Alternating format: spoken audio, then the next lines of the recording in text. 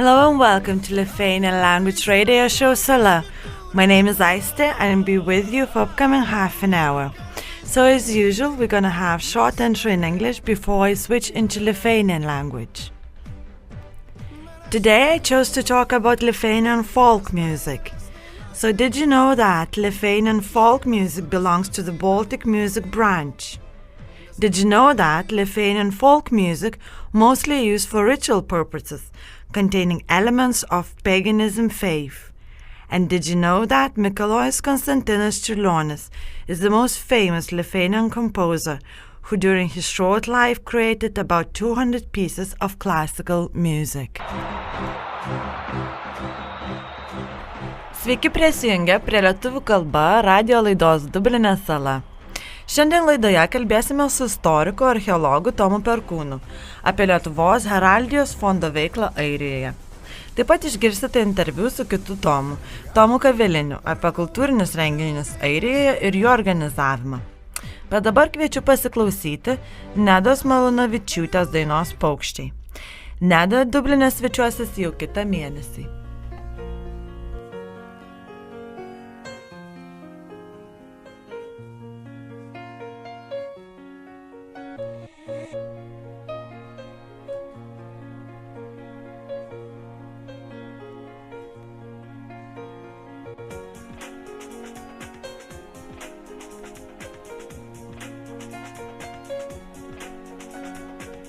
Baltais pūkeliais krinta snaigės iš šviesulingų debesų. Išskrido paukščiai link dausų tylų, jų meilės giesmės baigės, lai grįžtauja toli nuo mus. Pamiršę tarnas ir vietą, išskridę paukščiai į namus. Sugrįš pavasarį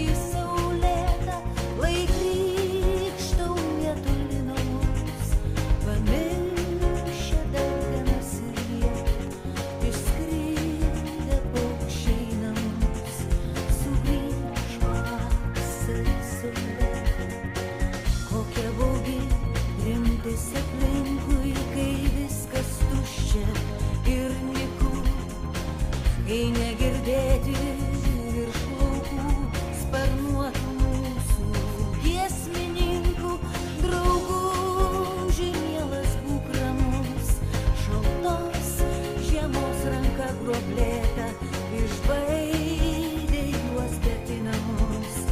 Jie grįž pavasarį saulėtą, drauguži, mielas būk ramus, šaltos žiemos ranka groblėta išbaidė juos bet į namus.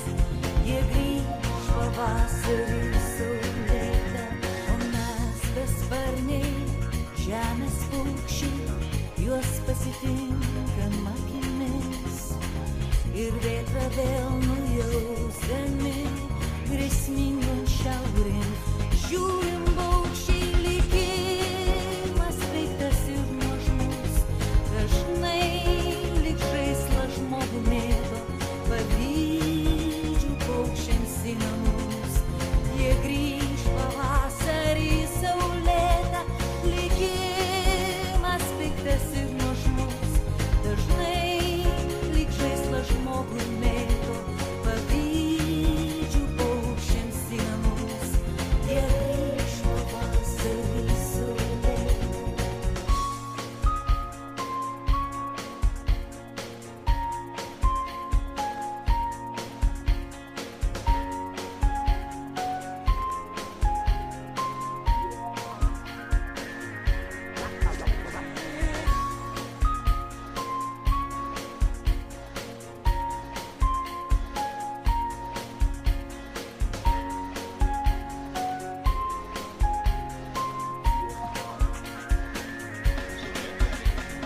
Jie lėks viršum kalnų ir klodų, jie lėks melsvais dangaus keliais ir vėl kaip pernai nusileis ant seno ąžuolo galiūno ir džiugins jaunus ir senus. Giesmė tiek sykių jau girdėta.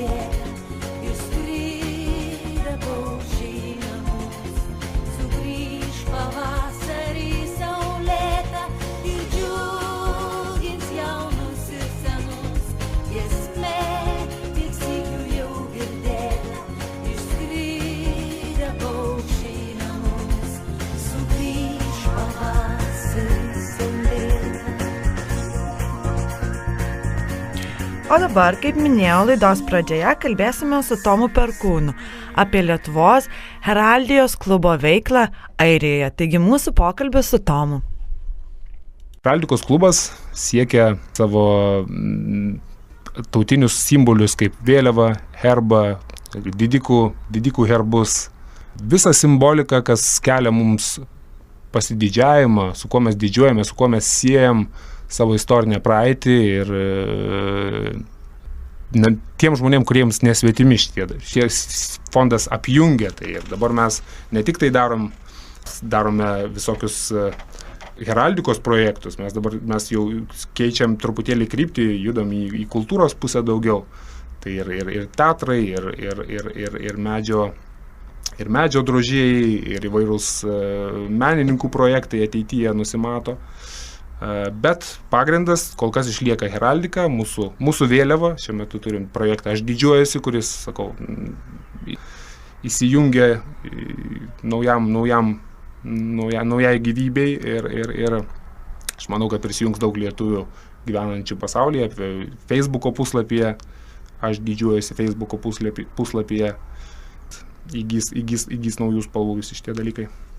Heraldikos klubo užuomazgos būtų, heraldikos fondo užuomazgos būtų kažkur tai apie 2012 metus, kai atsirado toks entuziastas Darius Miliauskas, Dainius Čepaitis, šiek tiek kunigas mūsų Arnašius prisidėjo ir jie su tokie bendraminčiai sugalvojo, kad reikia daryti kažką, ko kiti čia nedaro.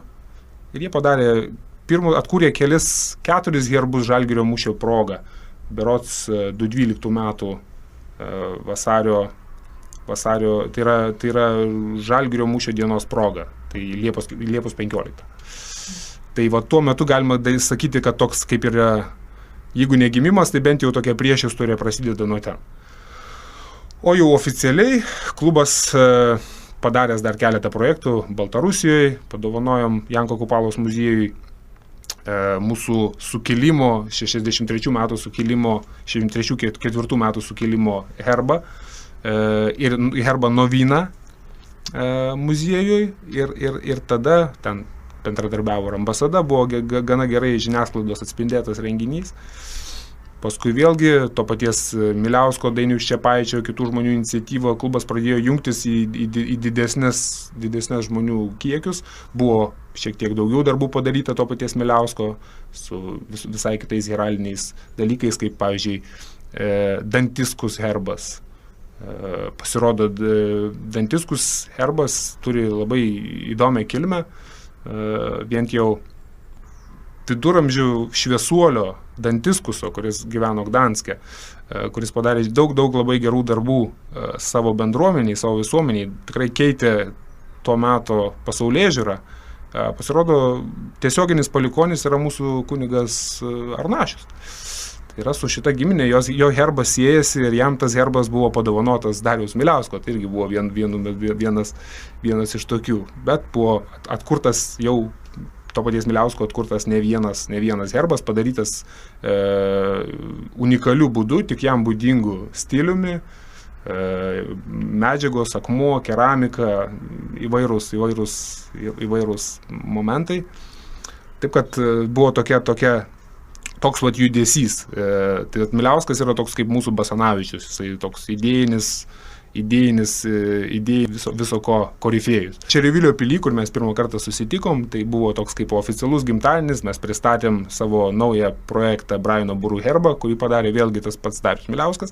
Čia buvo toks šiokia tokia sensacija, nes lietuviai sugalvojo padovanoti herbą Airijos žmonėms už gerą priėmimą, nes jeigu mūsų tiek, tai reiškia priėmė gerai. Ir padovanojom Dublino miestui. Dublino meras labai garbingai priėmė herbą.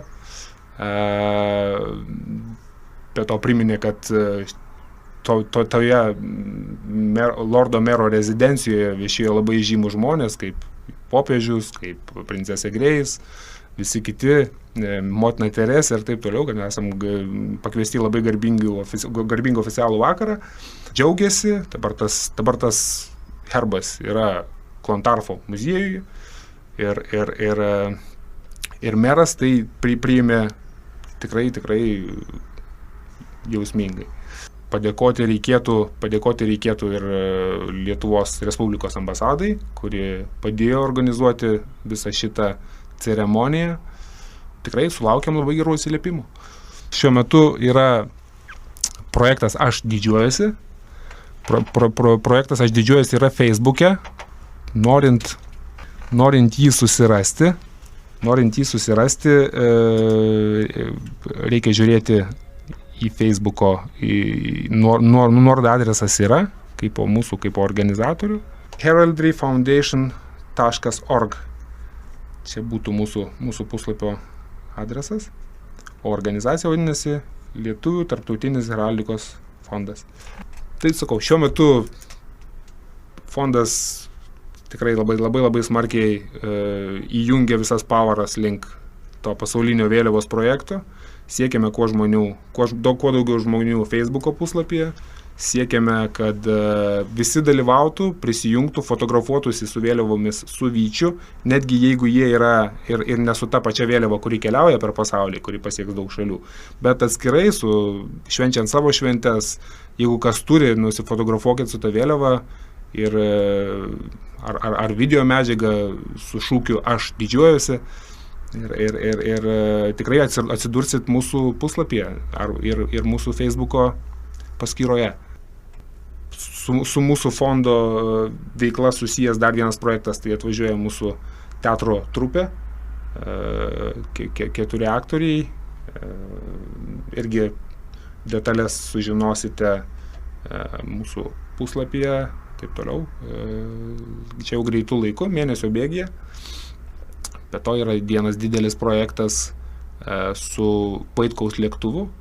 Tai jeigu kas žino, tai pilotas lietuvis pilotas, kurį kartojo Lituanika 1 Dariaus ir Girėno skrydį ir krito čia Airijoje. Sėkmingai, liko gyvas ir Airijos miestelėje Balinrobe, jis iki šiol yra didžiulis, didvyris, geriau prisimenamas negu lietuvių Lietuvoje, arba netgi kai kurių lietuvių čia Airijoje. Taip kad tikrai žmogus padaręs pirmąjį tokį istorinį Lietuvos ir Airijos dvišalių santykių kažkokį tai įvykį. Truputėlį irgi mažokai mes apie jį prisimenam. Tai mūsų fondo pirmininkas, daugiausiai jo iniciatyva organizuojamas yra lėktuvo modelio skulptūra, sakykime, ar ne, kuri bus miestelyje, garbingoje vietoje. Kai kas skeptiškai manė, ar tai įmanoma, ar tai galima padaryti, bet kiek aš matau dainių, kiek matau jau įsidėgymą, tai tikrai galiu pasakyti, kad tai bus. Tai vat, čia tokie pagrindiniai šiuo metu esminiai projektai. Vėliava ir Vaitkaus lėktuvą. Bet paraleliai tikrai vyksta daug visokių dalykų ir mes apie tai pranešim, paskelbsim, pakviesim. Taip, ačiū Aiste, labai linkiu tavo radijo laidai sėkmės, nes matau, kad tikrai turi daug potencialo, jinai tikrai toliai eis. Ačiū Tomui Perkūnui už malonų pokalbį, o dabar klausytojus kviečiu pasiklausyti Vytauto Kernagio atliekamos dainos Išeinu. Išeinu, palieku tave.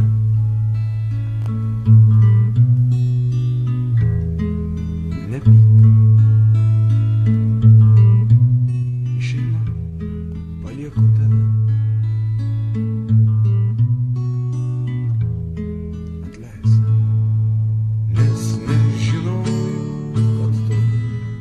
Nežinai, kas tai sniegas, nežinai, kas tai lietus, nes nežinojau, kad tu nežinai, kas tai pievos, nežinai, kas tai bičių medus. Norėjau atnešti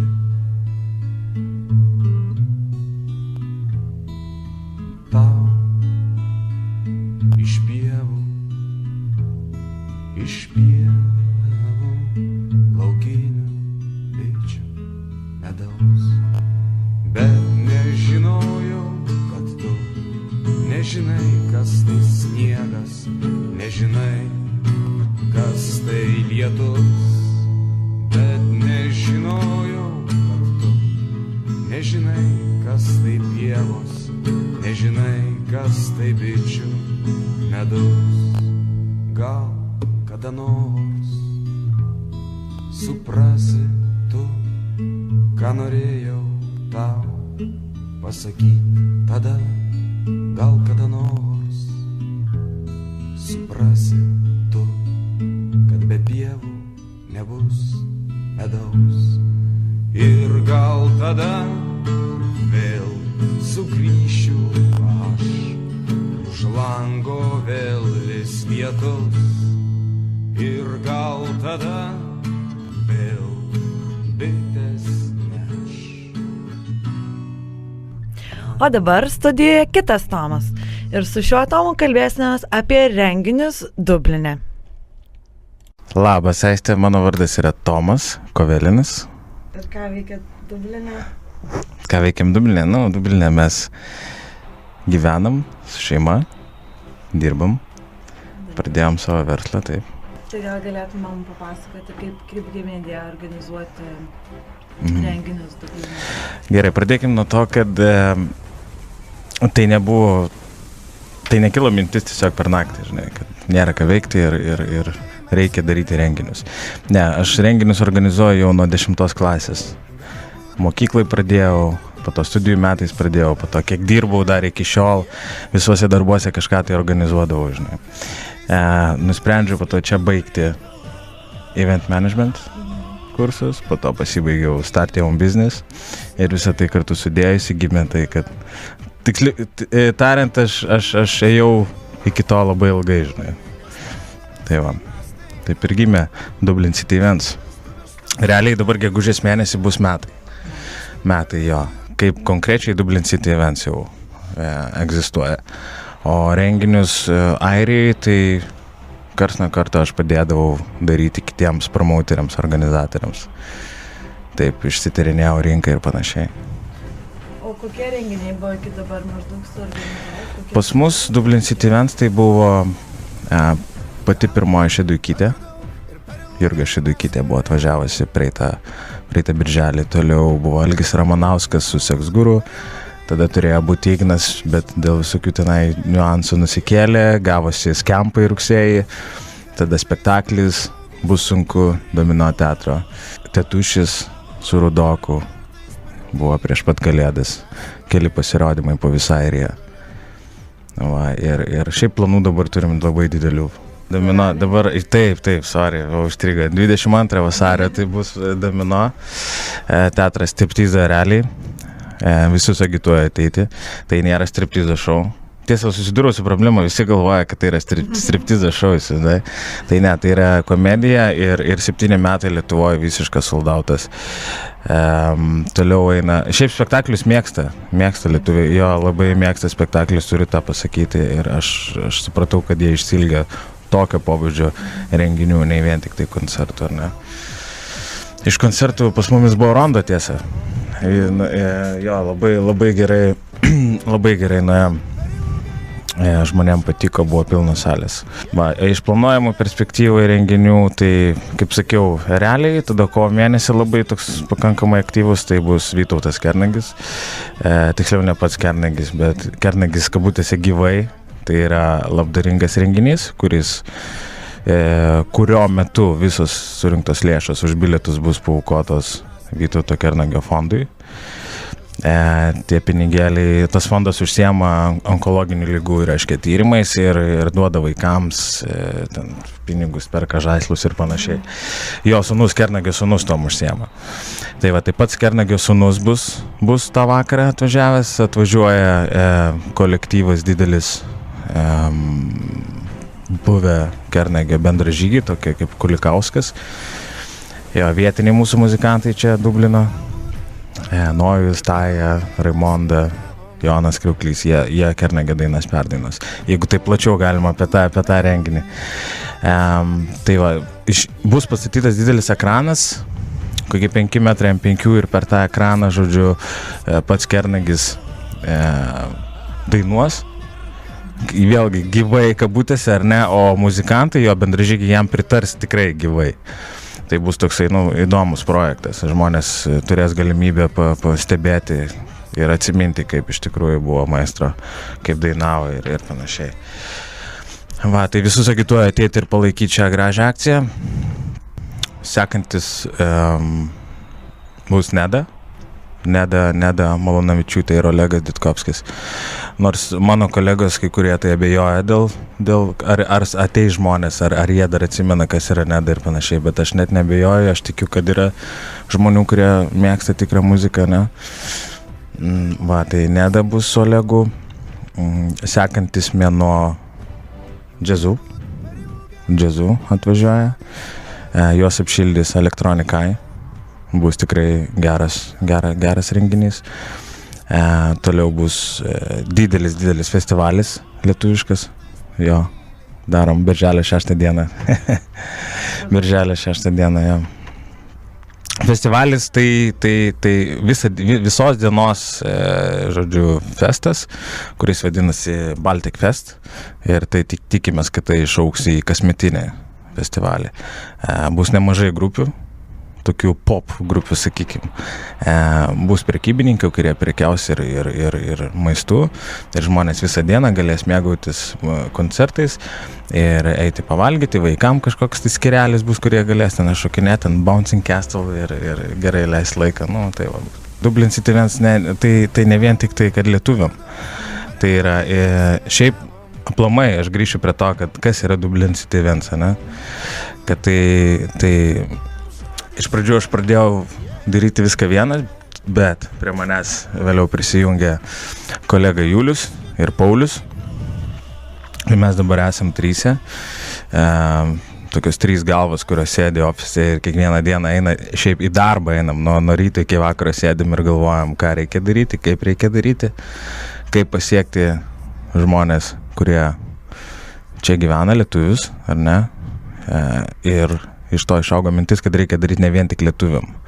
Nes jeigu darysim kiekvieną mėnesį vien tik tai lietuviam, mes juos išlepinsim ir galbūt jau atsibosim ir būsim tokie, nebenorėsiu eiti niekas. Ne? Tai nusprendėm, kad reikia daryti ir rusam, ir latviam, ir estam, ir lenkam, ir visiems, kurie čia yra emigrantai. Atsikasti tos rinkos gabalėlį ir daryti renginius visiems emigrantam atvažiavusim čia į salą. Tai jo, ir puikiai mums sekasi, iš tikrųjų dabar netgi rusam atvežam spektaklius, kelis. Irgi spektakliai, jo. Tai va, rusam absoliučiai niekas nevyksta. Ir tuo mes džiaugiamės. Ir dabar bus komedija. Mumitrolius atvežam, jeigu atsimeni tokia grupė. Jo, bus Liepos mėnesį, jo, tai va. Kaip šiaip lietuviai, ar jie gausiai renkasi į koncertus, minėjai, kad spektakliai labai o patys koncertai, kokie būna atsiliepimai dažniausiai iš lietuvių? Taip, lietuviai renkasi iš tikrųjų. Ir nors mane kažkas tai stabdė daryti renginius vasarą, bet netgi vasarą žmonės renkasi į koncertus ar į kokius tai kitus pasirodymus ir noriai renkasi. Vienintelė, ką aš matau, kokią problemą, kaip yra iš tikrųjų sunkiausias šiam darbe, tai yra kaip iki jų prisibelst. Tai yra kaip pasiekti tuos lietuvius ir pranešti jiems tą informaciją, kad vyksta tokie renginiai. Nes kažkas tai neina į Lituanikas, kažkas tai nenaudoja Facebooką ar ne, kažkas tai nevaikštai į susitikimus, bet jie galbūt norėtų. Tai mūsų pagrindinis darbas iš tikrųjų ne tik, kad organizuoti renginį, bet ir prisibelsti į kitų lietuvių. O šiaip lietuviai jo labai noriai eina. Ir įsivaizduokit, ne mes vieni darom renginius. Yra tikrai nemažai organizatorių ir gerų organizatorių ir pas juos eina žmonės. Ir pas mus, vadinasi, žmonės turi pinigų, gali leisti, nori eiti pasikultūrinti. O kokie, tarkim, atsiliepimai iš pačių grupių, mes turėjom interviu su Skapais pirmom laido, kokie būna atsiliepimai iš pačių artistų, kurie atvažiuoja kaip jiems užsienio lietuvių publika? Iš tikrųjų, mes dirbom su lietuviškais atlikėjais, negirdėjau ne vieno blogo atsiliepimo, realiai. Mes stengiamės labai profesionaliai su jais elgtis, niekada nepaliekam jų vienų, visą laiką jais yra pasirūpinta nuo A iki Z, visą laiką geri viešbučiai, geras maistas ir aš nematau netgi ko jiems reikėtų skūstis, ar ne. Ir tikrai, kiek buvo atlikėjų, ne vienas nepasakė blogo žodžio, kaip tik visi nori sugrįžti dar kartą, kad ir tas pats Urdokas, praėjo ten keletas mėnesių, jis sako, jaunimas, organizuokit man, aš noriu grįžti, labai patiko publika, viskas labai super. Ja. Galiu pasakyti, kom skiriasi netgi publika teatro. Aš jau matau tą tokį skirtumą tarp į žmonės, kurie eina į koncertus ir žmonės, kurie eina į spektaklius. Į spektaklius eina tokia vyresnė publika. Tokių, kaip pirmą kartą buvo spektaklis Bus sunku, patikėk manim, aš mačiau tokių žmonių, kur aš galvojau tikrai, kad Dubline, daugmaž vieni kitus mes pažįstam iš matymo, bet susirinko tokių žmonių, kur tikrai nebuvau matęs ir jie yra vyresni ir matosi, kad labai nori į tokius spektaklius. Tai koncertus, aišku, eina truputėlį jaunesni, pasitūsint, pasiklausyti geros muzikos. Ja. Mūsų informacija visą laiką yra atnaujinama mūsų puslapį dublincityevents.com. Taip pat mūsų Facebook'e, mes turime Facebook'o puslapį tokiu pat pavadinimu Dublin City Events, daugiau nei 2000 jau yra tipo laikų. Stengiamės, aš kaip ir sakiau, mes einam į darbą kiekvieną mielą dieną į šitą konkrečiai, tai yra mūsų darbas, tai nėra hobis. Ir mes stengiamės ir kurti ir duomenų bazę, ir daryti visokius tai memberių klubus. Yra netgi Dublin City Events memberių klubas, kur žmonės tikrai gali įstoti ir sužinoti visą informaciją SMS-ais, e-mailais. Iš tikrųjų, visus agituoju žmonės, kurie turi savo verslus arba dirba kažkas tai kaip veiklos, praneškit. Jeigu jums įdomu, mes visą laiką atnešim jums plakatų, skrajučių, kad kuo daugiau žmonių pasiektų informaciją apie tai, ką darom. Kad žmonės netingėtų, galbūt galėtų atsiųsti savo adresą mums Facebook'e arba e-mailu, kad pasakytų, atsiųskit mums plakatų, mes irgi norim kažką tai sužinoti. Tai va čia agituoju žmonės, ačiū labai iš anksto. Ačiū Tomai iš pokalbį. Mėlyjei klausytojai, mūsų laida jau eina į pabaigą, laikas labai greitai bėga. Ir aš jūs paliksiu su Olego Ditovskio ir Nedos Malūnavičiūtės daina Yra šalis. Bet dar noriu priminti, kad mus galite rasti Facebook'o puslapyje Sala Aistė ir rašyti dėl laidos turinio aistefphoenixfm@gmail.com.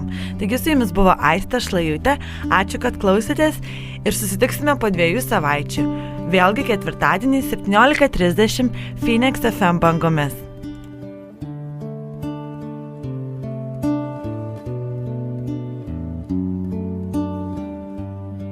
Seniai, seniai, labai seniai,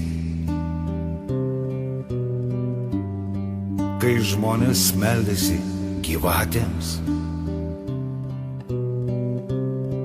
gyveno šičia milžinai, bet šito nieks nematė.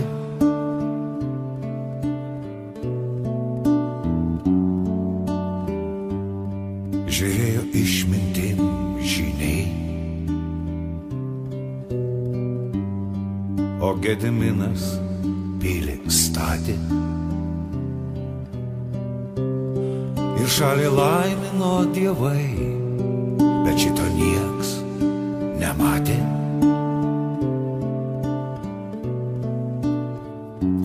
Nieks nematė,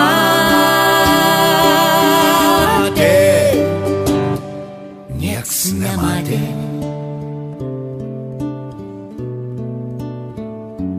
nieks nematė,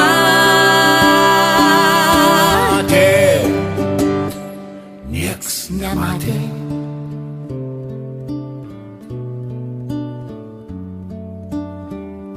Juodosios jūros bangose mūsų kunigaikščio žirgas plakės, švytėjo Lietuvos dvasia, bet šito nieks nematė.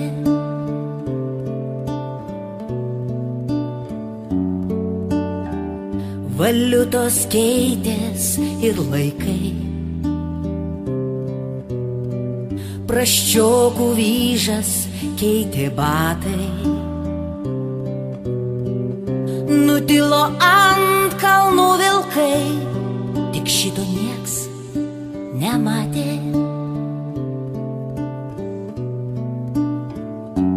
Nieks nematė, nieks nematė,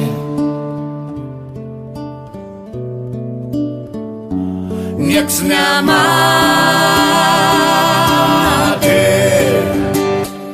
nieks nematė.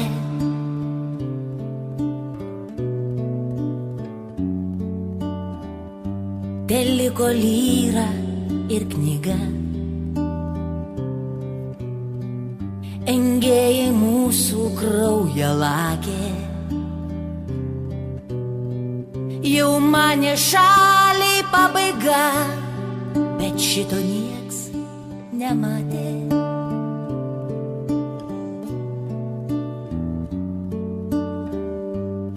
Tauta tvirta tartum pilis, ji laisvės pamatus atstatė.